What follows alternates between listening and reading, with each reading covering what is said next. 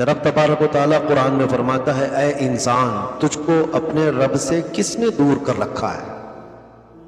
ما غرک بربک الکریم، تیرا کریم رب ہے، اس کریم رب سے تجھے کس نے دھوکہ دیا ہے؟ کون ہے جو تجھے غافل کر رکھا ہے؟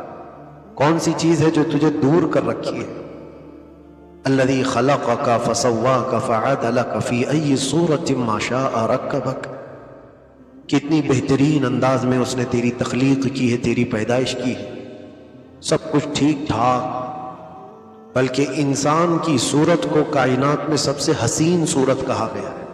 لقد خلقنا الانسان فی احسن تقویم، رب تعالیٰ فرماتا ہے انسان کو ہم نے سب سے بہترین صورت میں بنایا ہے۔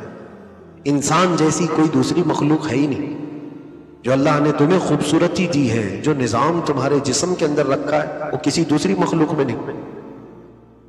یہاں تک کہ اللہ کریم نے تمہیں اشرف المخلوقات سے سرفراز فرمایا، یعنی مخلوقات میں سب سے بہتر ہو، تم رب تبارک و تعالیٰ کے نائب ہو، خلیفہ ہو، کیونکہ قرآن پاک میں اللہ نے فرمایا کہ انسان کو اللہ تبارک و تعالیٰ نے اپنا خلیفہ بنایا۔ اس کی پیدا کی ہوئی مخلوقات میں فرشتے بھی ہیں، جنات بھی ہیں، حیوانات بھی ہیں، بہت ساری مخلوقات ہیں۔ کسی اور کو اللہ نے اپنا نائب، اپنا خلیفہ نہیں بنایا، انسان کو بنایا۔ انسان اور انسان رب تبارک و تعالیٰ کی قدرت کا اور اس کی قدرت کا ایک عظیم شاہکار ہے۔ انسان کو آج تک کوئی سمجھ نہیں سکا۔ انسانوں میں، انسانوں کی زندگی پر ریسرچ کرنے والے کسی ایک پارٹ پر ریسرچ کرتے ہیں تو ڈاکٹر بنتے ہیں، پوری حیات اور پورے اس کے جسم اور اس کے پورے اعضاء پر کون ریسرچ کر پائے؟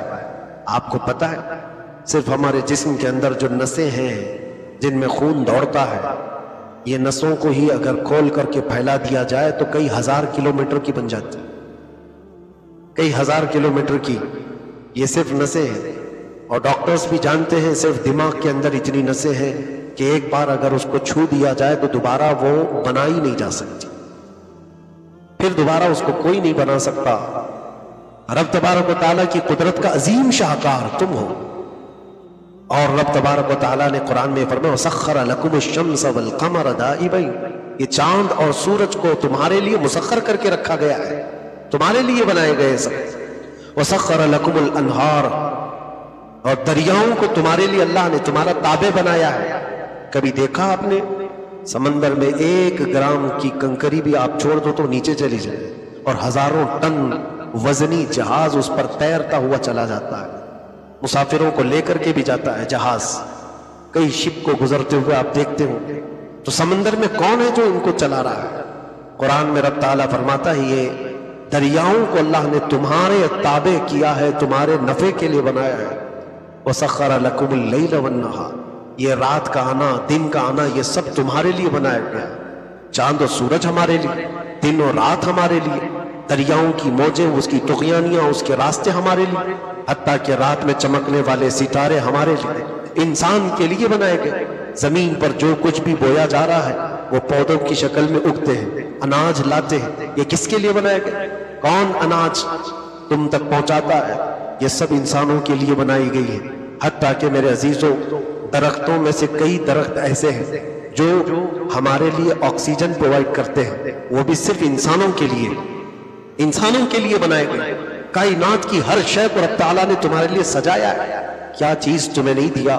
حتیٰ کہ آپ کو پتہ ہے انسان بہت سیلفش ہوتا ہے، انسان کی فطرت میں ہے وہ مطلب پرستی، خاص طور پر وہ اپنی ضرورت کی اور اپنی مطلب کی چیزوں سے لگاؤ رکھتا ہے۔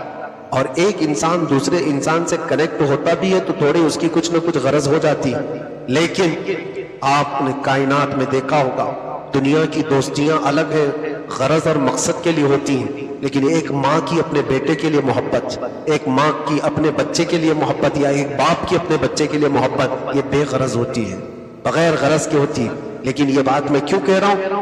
ماؤں اور باپوں کے دل کے اندر بچوں کی محبت بھی اللہ ڈالتا ہے، سب تمہارے لیے نظام رکھا گیا ہے۔ اگر رب تبارک و تعالیٰ ان کے سینے میں تمہاری محبت نہ ڈالے، ماں ایک قطرہ بھی دودھ پلانے کو تیار نہیں ہوگی۔ کوئی ماں اپنے بچے کو دودھ نہیں پلائے اگر اللہ تعالیٰ محبت نہ ڈالے۔ تمہاری محبت اللہ نے اس کے سینے میں رکھا ہے، حتیٰ کہ نظام تو دیکھو 9 مہینے تم پیٹ میں رہے اس کے، وہاں پر بھی تمہاری روزی کا انتظام فرمایا، وہاں پر بھی ماں جو کچھ کھاتی ہے وہ بچے کی صحت کے لیے اثر کرتا ہے، اس کے ناف کے ذریعے سے غذا پہنچائی گئی، 9 مہینے تمہاری پیٹ کے اندر پرورش، اور اس کے بعد جب دنیا میں آیا تو جانتے ہو وہ 9 مہینے تک ماں کے لیے کیا کیا پروسیس ہو رہا تھا؟ تمہارے آنے سے پہلے ہی اس کے سینے میں دودھ بننے کا پروسیس چالو ہو چکا تھا کہ ابھی مہمان دنیا میں آیا نہیں، اس سے پہلے اس کی ماں کے سینے میں اس کے لیے دودھ بنایا جا رہا ہے۔ دودھ کہاں سے بنا؟ کس چیز سے بنا؟ ماں کے جسم کے اندر اس کے خون سے۔ اور قرآن پاک میں اللہ تعالیٰ نے فرمایا ہے، جانوروں کے سلسلے میں فرمایا دودھ کہاں سے نکالتا ہے؟ یخرج من بین بطونہا شراب مختلف الوانہ، نہیں، اللہ تعالیٰ فرماتا ہے وَدَمِ لَبَنًا خَالِصًا سَائِغًا لِلشَّارِبِينَ، من بین فرث ودم لبنا خالصا سائغا للشاربین۔ یہ جانوروں کے اندر ان کے غلاظت، ان کا جو پخانہ نکلتا ہے گوبر ہو، اس کے اور خون کے بیچ میں سے اللہ خالص دودھ نکالتا، نہ اس غلاظت کا رنگ اس میں آئے، نہ مزہ آئے، نہ خون کا رنگ اس میں آئے، نہ مزہ آئے، وہ دودھ سب سے خالص چیز، سفید اور نہایت ہی لذیذ۔ ماں کے سینے میں اللہ تعالیٰ نے تمہارے لیے جو دودھ رکھا، اس کا پروسیس تو تمہارے دنیا میں آنے سے پہلے چالو ہو چکا تھا۔ جیسے ہی تم دنیا میں آئے اس کے بعد ماں کے سینے میں دودھ تیار ہے تمہیں پینے کے لیے، اس لیے کہ ابھی بچے کے منہ میں دانت نہیں، اسے کوئی سخت چیز کھلائی نہیں جا سکتی، تو ماں کے سینے سے وہ نرم غذا اس کے حلق میں پہنچائی جا رہی۔ یہ انتظامات ہمارے لیے کس نے کیا ہے؟ یہ سارا نظام رب تبارک و تعالیٰ نے تمہارے لیے فرمایا۔ تمہارے بچپن کے اور تمہاری جوانی آنے تک رب تعالیٰ نے تمہاری ہر چیز کی حفاظت فرمائی، بلکہ کائنات میں کبھی ہوتا کیا ہے، جس چیز کے ہم ہیبیٹیٹ ہیں، عادت ہے جس چیز کی، وہ تعجب میں نہیں لگتا، ورنہ بزرگوں نے فرمایا انسان کا زمین پر کھڑا ہونا ہی بہت تعجب کی بات ہے۔ 2 ٹانگوں پر یہ پورا جسم لے کر کھڑا ہوتا ہے، کبھی ڈس بیلنس نہیں ہوتا، کبھی گرتا نہیں، یہ خود میں ایک بہت بڑا عجوبہ ہے، لیکن کیونکہ ہم روز یہ چیز دیکھتے ہیں تو تعجب نہیں لگتا، کبھی ہمیں حیرت نہیں ہوتی۔ تم خود میں جو ٹھہرتے ہو، چلتے ہو، پھرتے ہو، یہ سب چیزیں ایک عجائبات سے کم نہیں ہے، یہ سب رب تبارک و تعالیٰ کا بنایا ہوا نظام۔ یہ ساری تمہید میں اس لیے آپ کے سامنے رکھا۔ پھر قرآن پوچھتا ہے یا ایھا الانسان ما غرک بربک الکریم، اس کریم رب سے تجھے کس نے دور کر دیا؟ اس کریم رب سے تجھے کس نے غافل کیا ہے؟ آج اس پروردگار عالم کی طرف تو آنے سے کتراتا کیوں ہے؟ راستے کاٹ کیوں لیتا ہے؟ جب صدائیں پکاری جاتی ہیں، بلاتی ہیں مسجد سے آوازیں، تو پیٹ کیوں پھیر لیتا ہے؟ وہی آواز ہے، یہ وہی آواز ہے جو تو پیدا ہونے کے دن ہی سنا تھا اپنے کان میں۔ اللہ اکبر، اللہ اکبر، رب تبارک و تعالیٰ کی طرف بلائے جانے والی وہ وہی آواز، کیوں تم بھول گئے؟ کون ہے جو تمہیں بھلایا ہے؟ میں بتاتا ہوں میرے عزیزوں، اس چیز کی طرف توجہ دینے کی ضرورت ہے۔ کوئی تو چیز ہے جو دور کرتی ہے، کوئی تو چیز ہے جو ہمیں غافل کرتی ہے، وہ کون سی چیز ہے جس نے ہمیں دور کیا ہے؟ اور قرآن پاک میں رب تعالیٰ نے خود اس کا جواب بھی ارشاد فرمایا۔ اپنے رسول سے اللہ تعالیٰ خطاب کرتے ہوئے ارشاد فرماتا ہے ارأیت من اتخذ الہہ ہواہ، اے رسول کیا آپ نے نہیں دیکھا کچھ لوگ ایسے ہیں جنہوں نے اپنی خواہشات کو اپنا خدا بنا لیا ہے، اپنی خواہشات کو جو ان کی طبیعت چاہتی ہے اس کی پوجا کرنے لگ جاتے ہیں، جو من میں آیا وہ کرنا ہے، جو اس کا دل چاہے اس کو کرنا ہے، تو گویا کہ تم اس کی عبادت کر رہے ہو، اس کے پیچھے بھاگ رہے ہو۔ اور پھر اللہ نے رسول سے یہ فرمایا افانت تکون علیہ وکیلا، اے رسول کیا آپ ایسوں کی سفارش کریں گے؟ کیا ایسوں کی آپ وکالت کریں گے جو اپنے نفس کی سنتے ہیں، جو اپنے خواہشات کے پیچھے بھاگتے ہیں؟ یہی وہ جڑ ہے جس نے ہمیں دور کیا ہوا ہے، یہی وہ جڑ ہے۔ کمفرٹ زون میں جینے کی جو خواہش ہوتی ہے وہ بہت ساری قربانیوں سے دور کر دیتی آدمی۔ ظاہر سی بات ہے، ہر ایک کو آرام پسند ہے، ہر ایک کو جائیداد پسند ہے، مال و دولت پسند ہے، منصب اور رتبے پسند ہے، اور اس پسند کی بنیاد پر وہ بہت ساری قربانیوں سے دور رہ جاتا ہے۔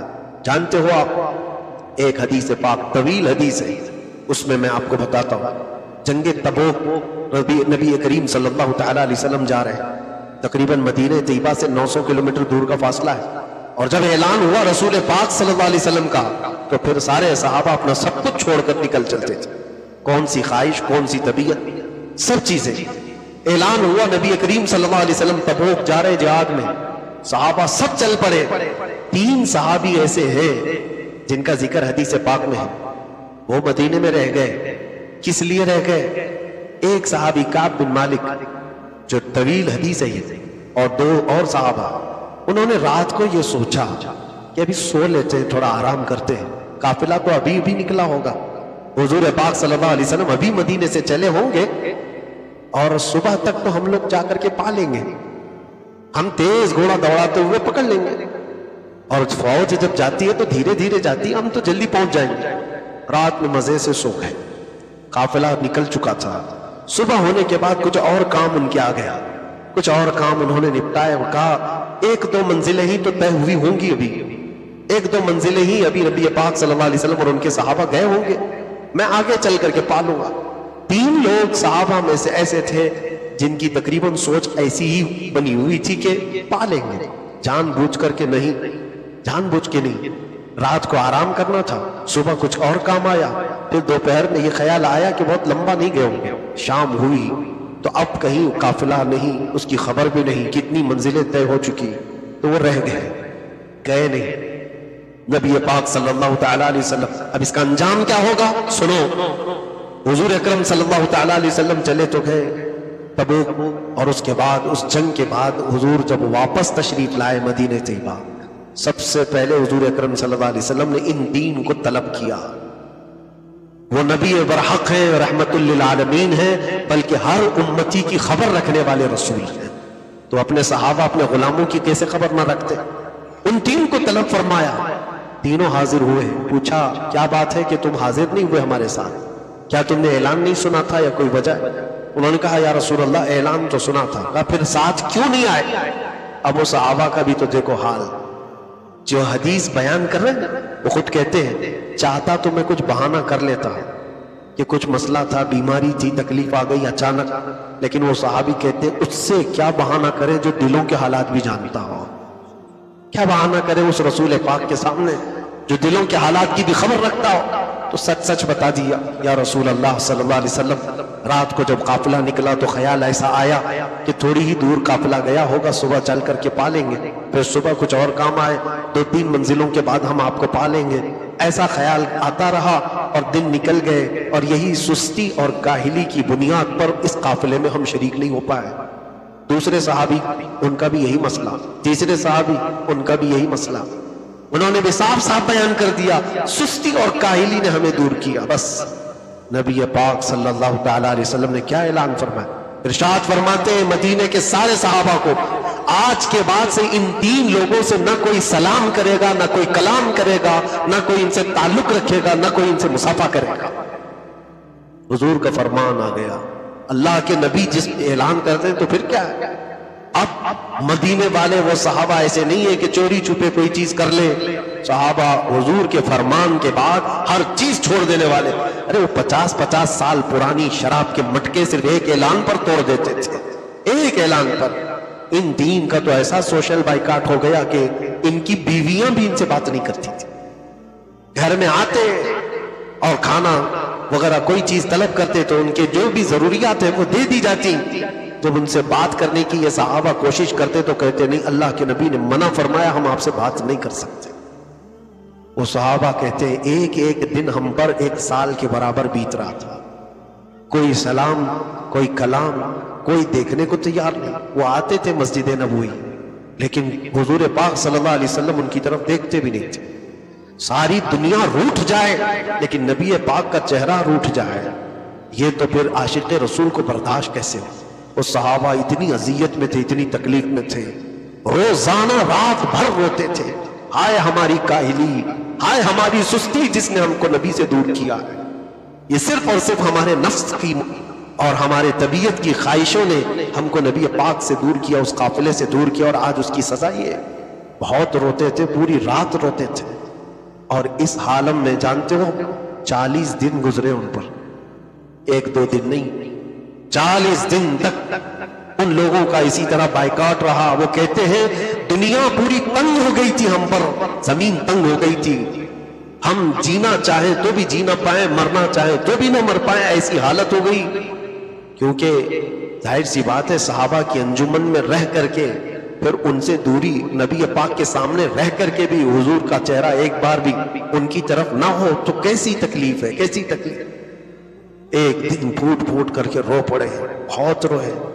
صحابی دعا کرنے لگے کہ مولا اس سے بہتر ہے کہ یہ دنیا سے ہم کو اٹھا لے، اس زمین کو اور دنیا کو جس طرح ہم پر تنگ ہو کیا گیا ہے، مولا اب ہمارے لیے طاقت برداشت زیادہ باہر ہو گئی۔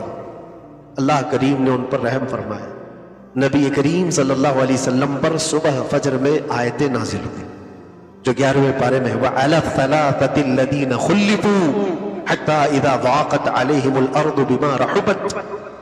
اللہ تعالیٰ فرماتا ہے وہ تین جن کے لیے زمین تنگ کر دی گئی تھی، سخت ہو گیا تھا ان کے لیے، جو پیچھے رہ گئے تھے حضور سے، لَقَدْ تَابَ اللَّهُ عَلَى النَّبِيِّ، اللہ تعالیٰ نے فرمایا کہ اللہ تبارک و تعالیٰ نے نبی پاک کو یہ حکم دیا کہ اللہ نے ان کی توبہ قبول فرما لی، معاف کر دیے گئے۔ لیکن 40 دن، اب آپ سوچو وہ صحابی رسول ہیں جن کے قدموں تک کوئی غوث بھی نہیں پہنچ سکتا، وہ صحابی رسول ہیں، اور صحابہ صرف تھوڑی سی سستی اور کاہلی کی بنیاد پر جو ان کے اقوال ہیں وہ فرماتے ہیں کہ ہم نے اپنی سستی اور اپنی کاہلی کی بنیاد پر یہ ماجرا دیکھا تو ہمارا اور تمہارا شمار کہاں ہے۔ ان پر جب وہ حالت آ گئی تو طبیعت کی یہ خواہشات اور ہمارے نفس کی جو خواہشات ہیں یہی ہیں جو ہم کو رحمان سے دور کرتی ہیں۔ اسی لیے اللہ کے نبی صلی اللہ علیہ وسلم نے 5 نمازوں میں سے ایک نماز کے لیے خاص طور پر فرمایا جہاد کے برابر ثواب ہے، ایک نماز ہے، فرمایا جو ٹھنڈیوں میں فجر کی نماز کے لیے اٹھ کر گھر سے چلتا ہے اسے جہاد کا ثواب ہے۔ کیوں؟ وہ اپنے نفس کو مار کر کے جاتا ہے۔ ہر ایک کی طبیعت چاہتی ہے گرم بستر چاہیے، نرم کھانا چاہیے، ہر ایک کی طبیعت چاہتی ہے، لیکن وہ اپنی طبیعت اور اپنی خواہشات کو مار کر کے جب نکلتا ہے تو رحمان رب تبارک و تعالیٰ اسے بہت بڑا اجر و ثواب عطا فرماتا ہے۔ یہ ساری باتوں کا خلاصہ یہی ہے کہ کوئی ایسی چیز ہے جو ہمیں ان تمام نیکیوں سے دور کرتی ہے، اس کا علاج ضروری